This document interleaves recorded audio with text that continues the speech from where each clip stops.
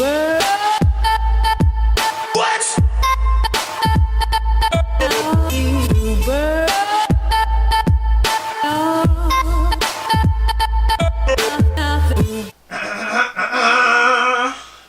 back to another episode of the Geekritique Show. We're your hosts, Dakota and Jen.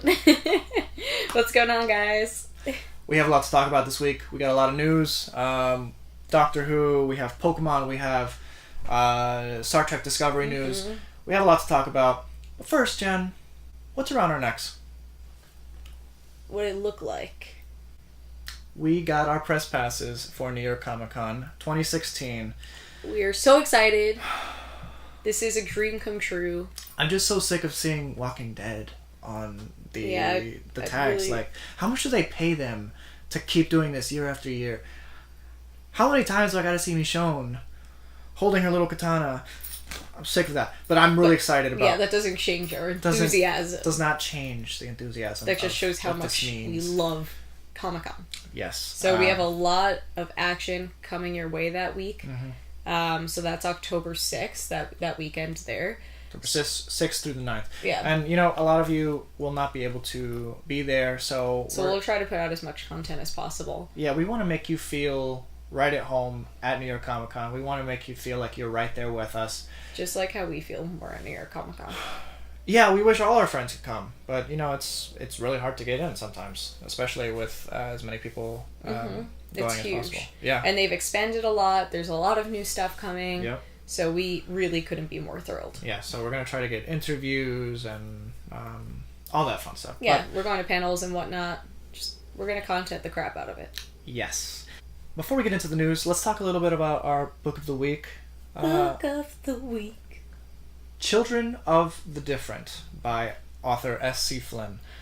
This is an especially exciting book for us to share this week because the author has actually been a fan of the blog Geekritique for a while and he's been watching our show, so we really are so happy to show his book. Yeah, we always want to show love back to our fans, and this is S.C. Flynn's debut novel, Children of the Different. Kind of a post-apocalyptic sci-fi fantasy genre. And Jen, do you like the cover? I love it. I was telling Dakota I really love the cover. It's beautiful. I like the anteater guy at the bottom. I'm hoping he's the anteater at least. Maybe. And I like how it kind of has like what's the word, like a retro vibe. I don't know. I like this, like, so like there are certain parts that are simple and bold colors, and then the parts that are like just blue and white are really intricate and detailed, which I love. I think it's really cool. Yeah, I like it a lot. Loving it. I'm loving it. So why don't you read the back cover of the book? With pleasure. 19 years ago, a brain disease known as the Great Madness killed most of the world's population. The survivors all had something different about their minds. Now, at the start of adolescence, their children enter a trance-like state known as the Changeland, and emerge either with special mental powers or as cannibalistic ferals. Whoa. In the Great Forest of southwest Australia, 13-year-old Erica and her twin brother Nara go through the Changeland. They encounter an enemy known as the Anteater, who feeds on human life. He exists both in the Changeland and in the outside world, and he wants the twins dead. After their changings, the twins have powers that let them fight their enemy and face their destiny on a long journey to an abandoned American military base on the northwest coast of Australia, if they can reach it before time runs out. Children of the Different is a post-apocalyptic fantasy novel set among the varied landscapes and wildlife of Western Australia. It seems really exciting. I like how it's either you get powers or you're a cannibalistic feral. Terrible monster. I think I would probably end up being a cannibalistic feral. I would definitely get I'm already superpowers. like so close to being a cannibalistic feral. I definitely get superpowers. It's just inevitable. I'm just destined for... Yeah. special Way powers. to think you're like destined for greatness. No, it's true. I don't picture him being a cannibalistic feral. He's way too tame for that. He would just be there with his perfect book collection. Like, that would be his power, just like perfecting, like restoring old books. Oh my gosh. Alright. Well, we are extremely excited about this book. I'm super excited, and I actually went so far as to get it on Audible. I'm super excited because I didn't realize this was actually going to be available on Audible, as this is a self-published novel. But we do get it. We do get it, and I'm so excited. It's narrated by Stephen Briggs. You could get it on Audible too for free if you sign up for a 30-day free trial. If you click the link below, you can also get a second book. Yeah, you can actually get a second book to read after this book. 2 free books with a 30-day free trial if you click the link below. For the price of nothing. For the price of nothing at all.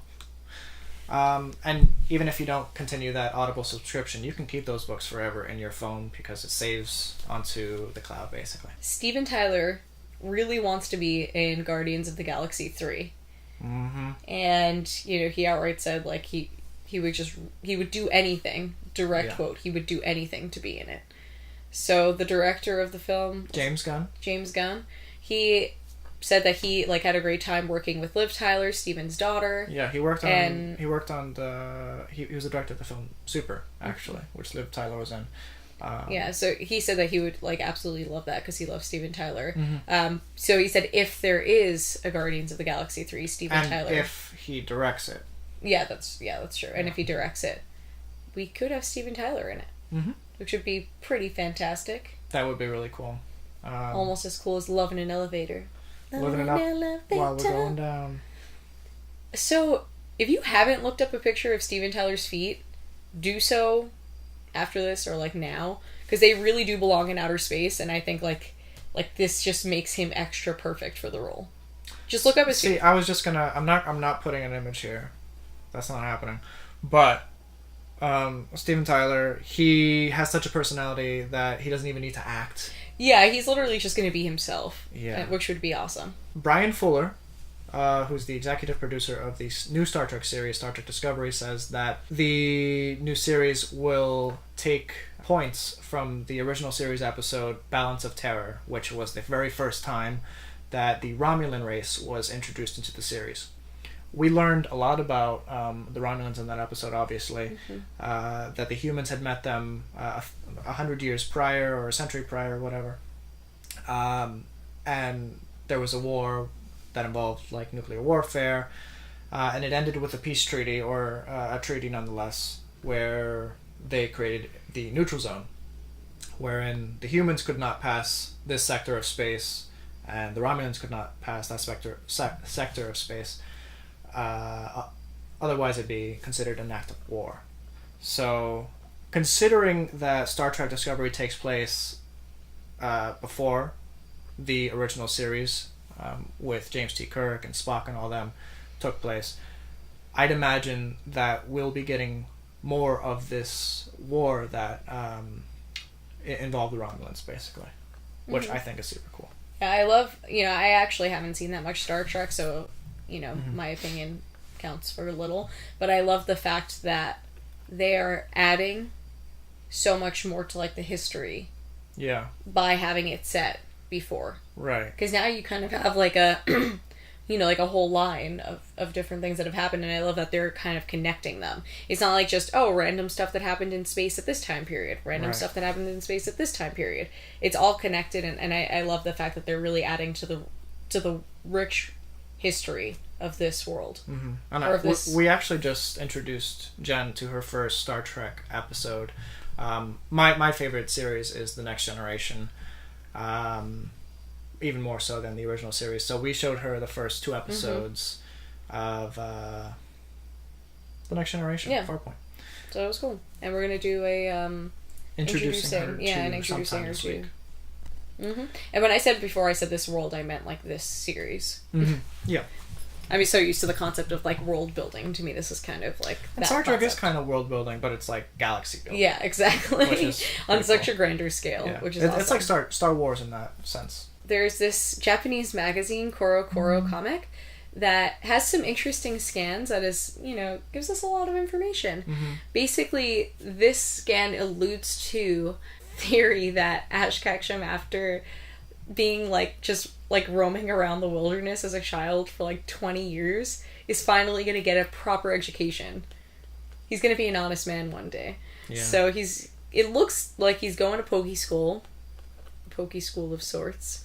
And yeah, that would be really interesting. Some people are basically saying that this is a reboot of the series. I don't believe that. Yeah, we really doubt that, just because it's why? Yeah, why reboot it? It literally could just be, Professor Oak, who sent Ash on this journey a long time ago, got in contact with his cousin, which we know is going to be in the show. We actually see him in the background of the picture, in a green shirt. He's like a very tan-looking Professor Oak.